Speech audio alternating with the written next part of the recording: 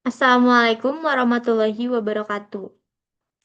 Yang terhormat Bapak Yuda Alfarizi MPD selaku dosen mata kuliah Islam Disiplin Ilmu serta rekan-rekan mahasiswa kelas 3D PDKR. Perkenalkan kami dari kelompok 8 kelas 3D PJKR STKIP Pasundan Cimahi. Pada kesempatan ini kami akan mempresentasikan materi bertema olahraga pencaksilat dalam perspektif Islam. Sebuah kajian dalam mata kuliah Islam Disiplin Ilmu. Adapun anggota kelompok saya yaitu saya sendiri Raisya Husnaini Nur Syamsinar, rekan saya Fawas Nujia, dan satu lagi rekan saya Wawan Kurniawan.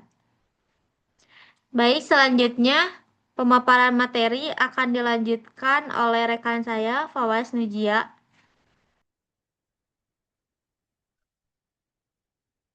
Apa itu pencak silat? Pencak silat menunjuk pada gerak dasar bela diri yang memiliki aturan dan erat kaitannya dengan seni pertunjukan. Sementara silat lebih menekan kemampuan bertarung dan bela diri yang bersifat praktis dan teknis. Pencak silat memadukan 4 dimensi, yaitu mental, spiritual, membentuk jiwa yang kuat. Yang kedua ada seni budaya, menjaga warisan leluhur. Yang ketiga olahraga, menyehatkan raga. Yang keempat bela diri, melindungi diri dan orang lain. Dalam perspektif Islam, pencaksilat dipahami sebagai sarana bagi manusia untuk menghayati hidupnya, mengenal dirinya sendiri, dan pada akhirnya mengenal Tuhannya. Hal ini sejalan dengan kaidah masyhur, man arafa nafsahu faqad arafa robbahu. Barang siapa mengenal dirinya, maka ia mengenal Tuhannya. Pencak silat mengandung 3 nilai utama pendidikan Islam, yaitu itikadiyah, nilai keimanan dan akhlak. Yang kedua, khuluqiyah, pembentukan akhlak mulia. Yang ketiga, amaliyah, pengamalan dalam kehidupan sehari-hari. Selanjutnya ada sejarah pencak silat dan Islam. Yang pertama ada prakolonial, berbagai bentuk seni bela diri berkembang di Nusantara dipengaruhi lingkungan serta dinamika sosial politik masing-masing daerah. Terus yang kedua, masuknya Islam, para wali dan ulama melihat pencak silat sebagai medium dakwah yang sangat efektif terutama di Jawa, Sumatera, dan berbagai daerah lainnya. Yang ketiga, ada Pondok Pesantren Lirboyo, Kiai Haji Maksum Jauhari atau disebut juga Gus Maksum, memperkenalkan Gasmi, Gerakan Aksi Silat Muslimin Indonesia, tonggak penting integrasi pencak silat dengan nilai-nilai Islam. Terus yang keempat, tahun 1986 Pagar Nusa, lahirlah pencak silat Nahdlatul Ulama Pagar Nusa, berdiri resmi di Pesantren Tebu Ireng, Jombang, Jawa Timur. Yang kelima, tahun 2010 Festival Tradisi, komunitas pencak silat mulai menyelenggarakan festival tanpa kompetisi sebagai upaya mengembalikan dimensi spiritual yang sempat terkikis. Selanjutnya akan dibacakan oleh Raisa. Baik, selanjutnya saya akan melanjutkan presentasi yang sebelumnya rekan saya bacakan. Di sini ada argumen pro pencaksilat selaras dengan Islam. Setelah mengetahui sejarahnya, Mari kita bahas argumen-argumen yang mendukung bahwa pencaksilat selaras dengan nilai-nilai dalam Islam. Yang pertama ada wahana pendidikan nilai Islam, yang menanamkan nilai itikadiyah, khuluqiyah, dan amaliyah, yang dibuktikan oleh penelitian di pesantren Al-Marusyiyah Lirboyo dan Al-Bukhari Ponorogo. Yang kedua ada media dakwah yang sangat efektif, yaitu terbukti mampu menjangkau lapisan masyarakat yang sulit didekati melalui dakwah konvensional dan secara signifikan mengubah kondisi religiusitas masyarakat di sekitar pesantren. Yang ketiga itu adalah landasan teologis yang kuat. Quran Surat Al-Anfal ayat 60 memerintahkan kita untuk mempersiapkan kekuatan. Prinsip hifz al-nafs, yaitu menjaga jiwa dalam maqasid al-syariah mendukung legitimasi bela diri. Yang keempat yaitu ada membentuk karakter religius. Dalam penelitian ISMD Putra, menunjukkan 6 nilai terbentuk, yaitu disiplin, jujur, sopan santun, sabar, tanggung jawab, dan kerja keras. Yang kelima ada manfaat kesehatan holistik, yaitu meningkatkan keseimbangan fisik, fungsi kognitif, kebugaran umum, dan kesehatan psikologis. Bisa diajarkan bersama nilai tradisional, dapat mengurangi perilaku agresif.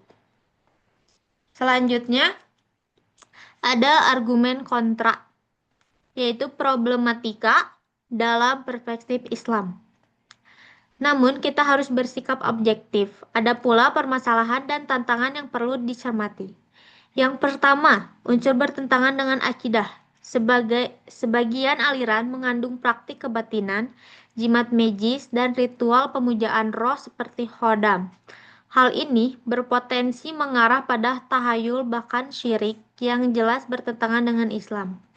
Yang kedua, hilangnya dimensi spiritual. Orientasi kompetisi olahraga menggeser fokus dari perkembangan karakter dan spiritualitas. Penelitian menunjukkan praktisi kompetitif cenderung lebih agresif. Yang ketiga ada eksklusivitas gender, yaitu di mana tradisi yang hanya mengajarkan kepada laki-laki bertentangan dengan prinsip Islam tentang kesetaraan manusia yang didasarkan pada ketakwaan, bukanlah jenis kelamin. Bukan pada jenis kelamin. Yang keempat ada resiko penyalahgunaan. Penguasaan fisik tanpa kematangan spiritual dapat menimbulkan kesombongan dan sikap yang tinggi hati, yang dapat menghilangkan keberkahan ilmu yang dipelajari. Yang kelima ada integrasi nilai Islam yang tidak merata. Tidak semua perguruan memiliki kurikulum spiritual yang terstruktur. Klaim pencaksilat Islami tidak bisa digeneralisasi ke seluruh aliran yang ada.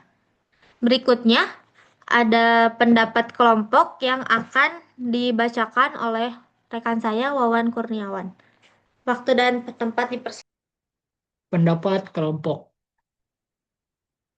Posisi pencaksilat kompatibel dengan Islam dan dapat menjadi sarana ibadah dan dakwah dengan syarat bebas dari unsur yang bertentangan akidah dan disertai pembinaan spiritual yang sistematis. Argumentasi yang pertama, Pancasilat terbukti secara empiris mampu menanamkan nilai akidah, akhlak, dan amalia.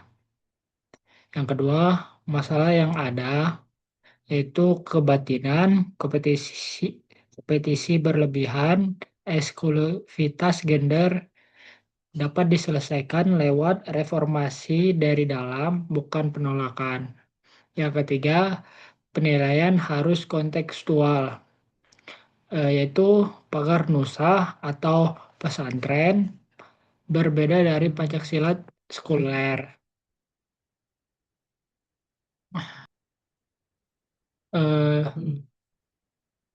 Kesimpulannya yaitu Pancasila yang Islam, iman, akhlak, dan bermanfaat bagi sesama. Pancasila bukan sekadar diperbolehkan, tapi sangat dianjurkan dalam Islam. Jika dipraktikkan dengan benar, ia membentuk generasi muslim yang kuat fisik, mulia akhlak, dan kokoh akidah.